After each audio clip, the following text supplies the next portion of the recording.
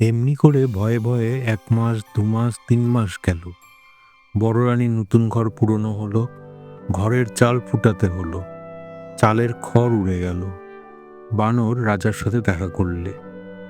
রাজা বললেন, কি বানর, কি মনে করে? বানর বললে, মহারাজ, ভয়ে কব না নির্ভয়ে কব? রাজা বললেন, নির্ভয়ে কও। বানর বললে, মহারাজ, ভাঙা ঘরে মা আমার বড় দুঃখ পান। ঘরের দুয়ার ফাটা, চালে খড় নেই, শীতের হিম ঘরে আসে, মা আমার গায়ে দিতে নেপ পান না, আগুন জ্বালতে কাঠ পান না, সারা রাত শীতে কাঁপেন। রাজা বললেন, তাই তো তাই তো, এ কথা বলতে হয়। বানর, তোর মাকে রাজবাড়িতে নিয়ে আয়, আমি মহল সাজাতে বলি। বানর বললে, মহারাজ, মাকে আনতে ভয় হয়, ছোট রানী বিষ খাওয়াবে। রাজা বললেন, সে ভয় নেই, নতুন মহলে রানীকে রাখবো, মহল ঘিরে গড় কাটাবো, গড়ের দুয়ারে পাহারা বসাবো, ছোট রানী আসতে পাবে না। সে মহলে বড় রানী থাকবেন, বড় রানীর বোবাকালা দায়ী থাকবে, আর বড় রানীর পোষা ছেলে তুই থাকবি। বানর বললে, মহারাজ, যাই তবে মাকে আনি। রাজা বললেন, যাও মন্ত্রী, মহল সাজাও গে। মন্ত্রী লক্ষ লক্ষ লোক লাগিয়ে একদিনে বড় রানীর নতুন মহল সাজালেন।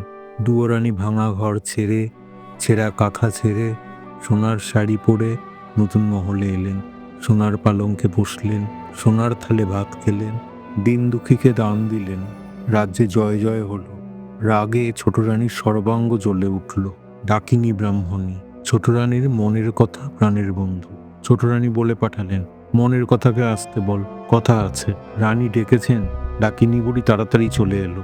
রানী বললেন, এসো ভাই, মনের কথা, কেমন আছো, কাছে বসো। ডাকিনী ব্রাহ্মণী ছোট রানীর পাশে বসে বললে, কেন ভাই, ডেকেছ কেন? মুখখানি ভার ভার, চোখের কোণে জল, হয়েছে কি? রানী বললেন, হয়েছে আমার মাথা আর মুন্ডু। সতীন আবার ঘরে ঢুকেছে, সে সোনার শাড়ি পরেছে, নতুন মহল পেয়েছে, রাজার প্রেয়সী রানী হয়েছে। ভিখারিনী দুয়ারানী এতদিনে সুয়োরানীর রানী হয়ে রাজমহল জুড়ে বসেছে। বামুন সই দেখে অঙ্গ জ্বলে গেল, আমায় বিষ দেখে মরি, সতীনের এ আদর প্রাণ সয় না। ব্রাহ্মণী বললে, ছি ছি সই, ও কথা কি মুখে আনে? কোন দুঃখে বিষ খাবে? দুয়োরানী আজ রানী হয়েছে, কাল ভিখারিনী হবে। তুমি যেমন সুয়োরানী তেমনি থাকবে। সুয়োরানী বললেন, না ভাই, বাঁচতে আর স্বাদ নাই।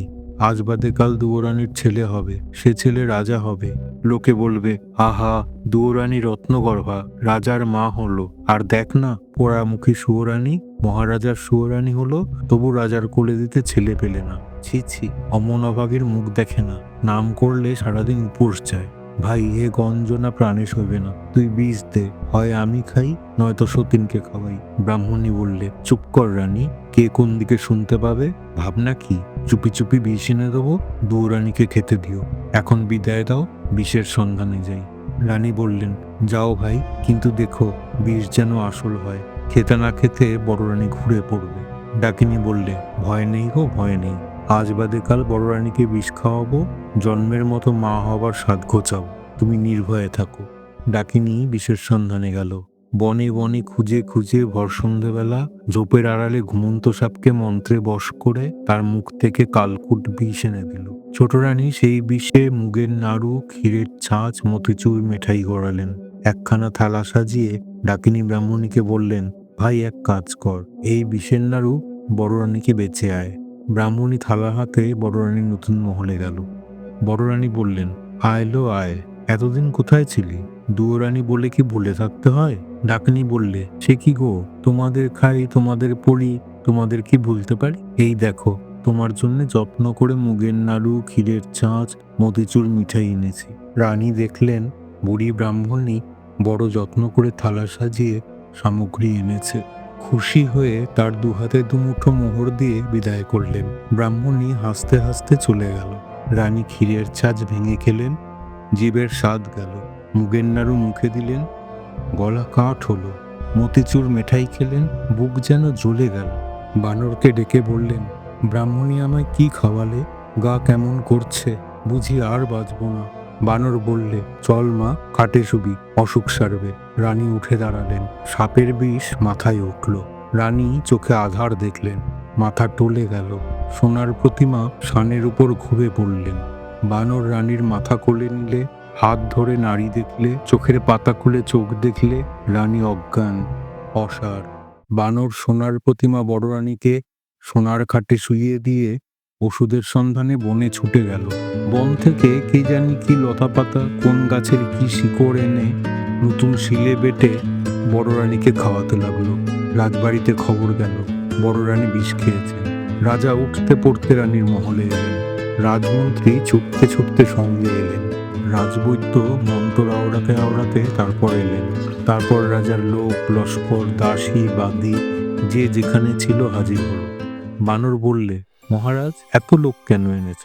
আমি মাকে ওষুধ দিয়েছি, মা আমার ভালো আছেন, একটু ঘুমোতে দাও, এত লোককে যেতে বলো। রাজা বিষের নাড়ু পরক করিয়ে রাজবৈদ্যকে বিদায় করলেন। রাজ্যের ভার দিয়ে রাজমন্ত্রীকে বিদায় করলেন। বড় রানীর মহলে নিজে রইলেন। 3 দিন 3 রাত বড় রানী অজ্ঞান। 4 দিনে জ্ঞান হলো। বড় রানী চোখ মেলে চাইলেন। বানর রাজাকে এসে খবর দিলে, মহারাজ, বড় রানী সেরে উঠেছেন, তোমার একটি রাজচক্রবর্তী ছেলে হয়েছে। রাজা বানরকে হীরের হার খুলে দিয়ে বললেন, চল বানর, বড় রানীকে আর বড় রানীর ছেলেকে দেখে আসি। বানর বললে, মহারাজ, গণনা করেছি, ছেলের মুখ এখন দেখলে তোমার চক্ষু অন্ধ হবে। ছেলের বিয়ে হলে মুখ দেখো। এখন বড় রানীকে দেখে এসো, ছোট রানী কি দুর্দশা করেছে।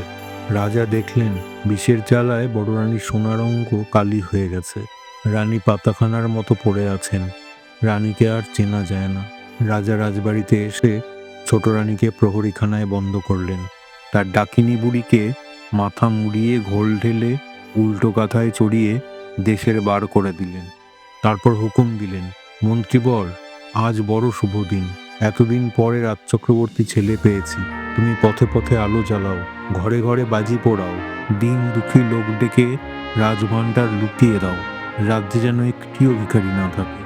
মন্ত্রী রাজার আজ্ঞায় নগরের পথে পথে আলো দিলেন, ঘরে ঘরে বাজি পোড়ালেন, দিন দুঃখীকে রাজভাণ্ডার লুটিয়ে দিলেন। রাজ্যে জয় জয়কার হলো। এমনি করে নিত্য নতুন আমোদে দেবতার মন্দিরে পুজো দিয়ে, মা কালীর পায়ে বলি দিয়ে দেখতে দেখতে 10 বৎসর কেটে গেল। রাজা বানরকে ডেকে বললেন, 10 বৎসর তো পূর্ণ হলো, এখন ছেলে দেখাও। কি হবে এবার? বানর রাজাকে ছেলে দেখাবে কি করে?